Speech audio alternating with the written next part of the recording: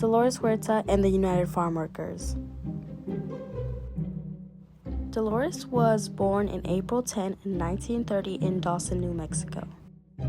Unfortunately for Dolores, at the age of 3, her parents had divorced, and Dolores and her siblings stuck along with their mom, and they moved from New Mexico to California to settle in and start their new life. One of Dolores' first influences to fight for justice and make a change started when she noticed constant unfair treatment within her community.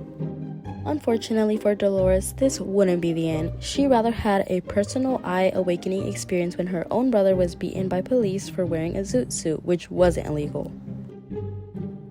However, this was just the beginning. In Dolores' early 20s, she became a teacher, but this shortly changed after she saw the horrible conditions her students were in. Dolores had noticed a pattern that her students were constantly coming into her classroom poorly clothed and hungry. Dolores no longer could stand by this because she thought that teaching alone wouldn't solve the deeper problems within the lives that her students' families were facing, such as economic inequality, poor working conditions, and the lack of rights that farm workers had. Once Dolores quit teaching in order to make a change, she put lots of time and effort to become a powerful community organizer and an activist who focused on fighting for farm worker rights and social justice. After time, Dolores joined a community service organization, also known as CSO, where she started working there alongside with lots of other people who wanted to make a change for Latinos. There, she met Cesar Chavez.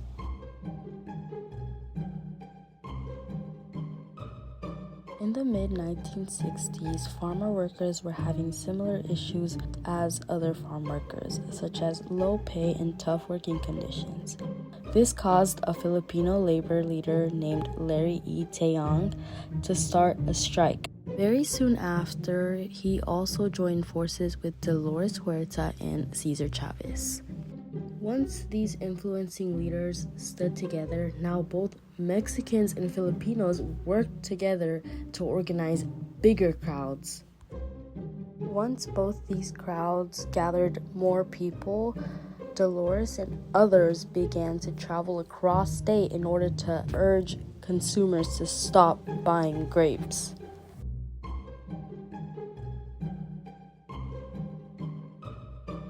On September 8, 1965, the Filipino workers from the grape farms went on strike and left the grape fields. The Filipino workers had had enough of the little pay, which was lower than the living wage. They were organized in a union called the Agricultural Workers Organizing Committee led by Larry Leong and Ben Gines. However, Leong knew that their strike would be useless unless they united with the Mexican-American workers. So Leong asked Cesar Chavez to unite with the NFWA. At first, he was hesitant to agree, but after being persuaded by the Mexican workers, he decided to agree. However, many of the growers refused to negotiate with the workers as they believed.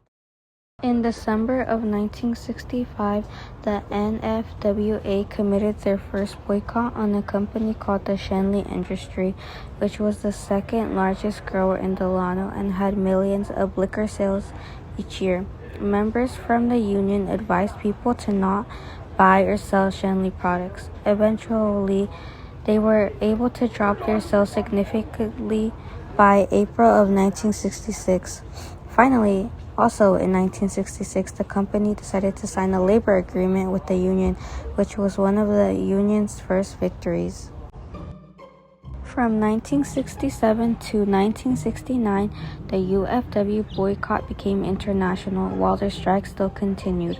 People started to become impatient, and some even wanted to resort to violence, so Cesar started fasting. He saw fasting as an impactful, non-violent protest and as a reminder to the farm workers that he was willing to sacrifice even his own life for the union. This showed the farm workers that he was loyal and committed to the union, which in return gave them hope that their non-violent protests would eventually work. Finally, in 1970, the grape growers gave in and signed their first union contract, which granted the workers better pay, benefits, and protections. The boycott finally ended. They were finally recognized by the grape growers, which was a big step because it meant that they saw the union as the official representative for the workers, and that gave them legal rights to ask for more.